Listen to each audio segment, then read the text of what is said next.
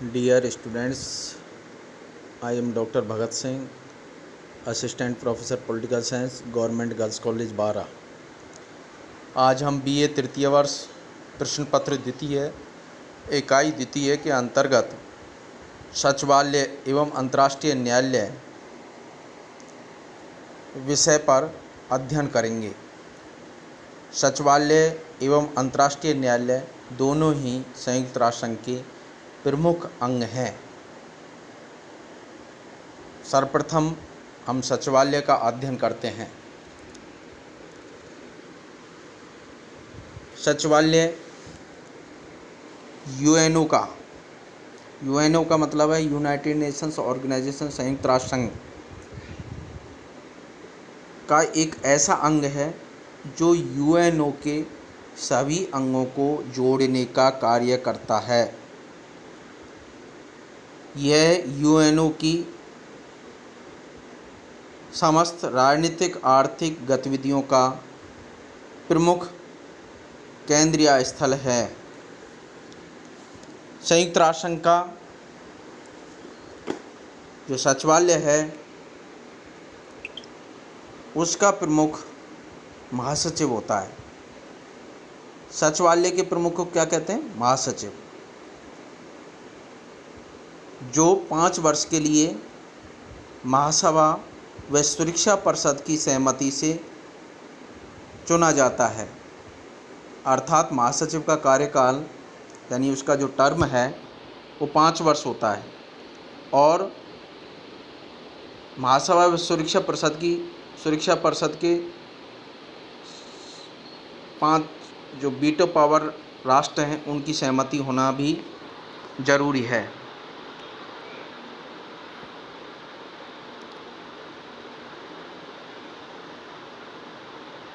महासचिव वर्तमान में एंटोनियो गुटेरेस हैं, जो कि 9वें नंबर के संयुक्त राष्ट्र संघ के महासचिव हैं। प्रथम महासचिव ट्रिगेबली थे, दूसरे महासचिव डोंग हैमरशोल्ड, तीसरे महासचिव यूथांट, चौथे महासचिव कुर्ट वाल्डहिम, 5वें पेरियार जेवियर, 6वें बीबी घाली यानी बुतरस घाली, 7वें कोफी अन्नान, 8वें बान की मून और 9वें जो वर्तमान में हैं एंटोनियो गुटेरेस, जो कि पुर्तगाल के निवासी हैं। ये महासचिव का क्रम है, ये भी हमें याद रहना चाहिए। प्रथम और अंतिम तो जरूर ही याद रहना चाहिए। अब महासचिव के प्रमुख कार्य क्या हैं, यानी महासचिव कौन कौन से कार्य करता है, महासचिव की उसमें क्या भूमिका होती है। सचिवालय का प्रमुख महासचिव होता है। तो इस सचिवालय अर्थात महासचिव के कौन कौन से कार्य हैं, वो प्रमुख कार्य इस प्रकार हैं। यूएनओ प्रशासन का संचालन करना, यूएनओ की समस्त गतिविधियों का निर्धारण व समीक्षा करना, जैसे संयुक्त राष्ट्र संघ महासभा के अधिवेशन के समस्त कार्यों की देखरेख सचिवालय करता है। यूएनओ के बजट का निर्माण करना, यूएनओ के अंगों का समन्वय करना, यूएनओ के विभिन्न कर्मचारियों की भर्ती करना और कर्मचारियों में अंतर्राष्ट्रीय आचार संहिता का पालन करवाना और संयुक्त राष्ट्र संघ के उद्देश्यों का क्रियान्वयन करना, ये सचिवालय के प्रमुख कार्य हैं। अब हम अंतर्राष्ट्रीय न्यायालय इंटरनेशनल कोर्ट उसके विषय में अध्ययन करेंगे कि अंतर्राष्ट्रीय न्यायालय क्या है, इसका मुख्यालय कहाँ है, कितने न्यायाधीश होते हैं, इसके संदर्भ में इसके कौन कौन से कार्य होते हैं।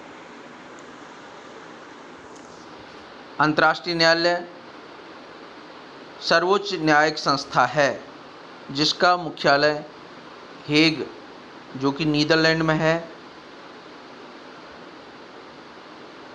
अंतर्राष्ट्रीय न्यायालय में 15 न्यायाधीश होते हैं जो 9 वर्ष के लिए निर्वाचित होते हैं।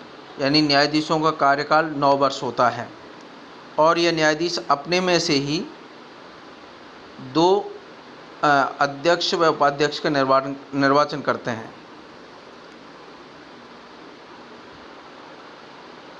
अब हमें ये भी जानना जरूरी है कि भारतीय मूल के न्यायाधीश अंतर्राष्ट्रीय न्यायालय में कौन कौन रहे हैं। डॉक्टर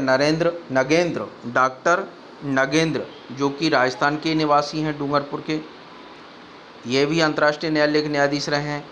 दलवीर भंडारी, RS पाठक, BN राव जो कि भारतीय संविधान के संवैधानिक सलाहकार रहे हैं, वो भी अंतर्राष्ट्रीय न्यायालय के न्यायाधीश रहे हैं। अंतर्राष्ट्रीय न्यायालय की कार्रवाइयाँ सामान्यतः गुप्त होती हैं और वादी प्रतिवादी राष्ट्र होते हैं, यानी राष्ट्रों के मध्य विवाद होता है, उसका समाधान अंतर्राष्ट्रीय न्यायालय करता है। अब अंतर्राष्ट्रीय न्यायालय के क्षेत्राधिकार या शक्तियाँ या कार्य क्या हैं, इसके संबंध में भी जानना जरूरी है।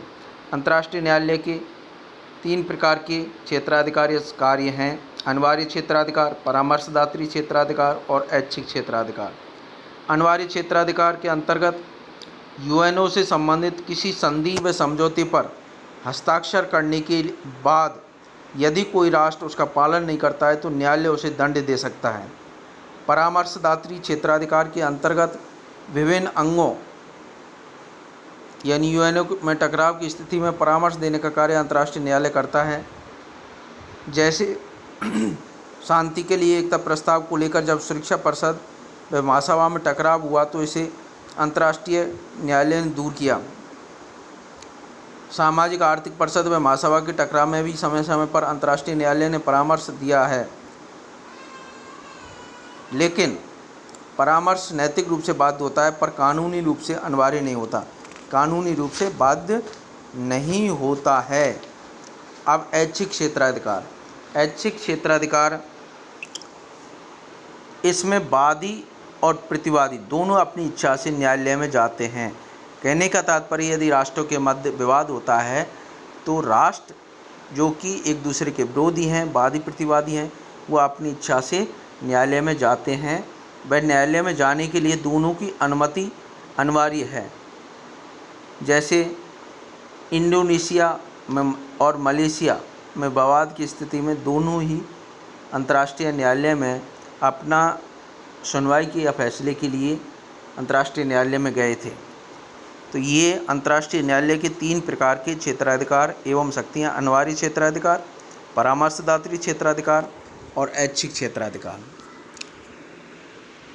बस इस ई लेक्चर में बस इतना ही। अगले ई लेक्चर में अन्य बिंदुओं पर चर्चा की जाएगी। धन्यवाद।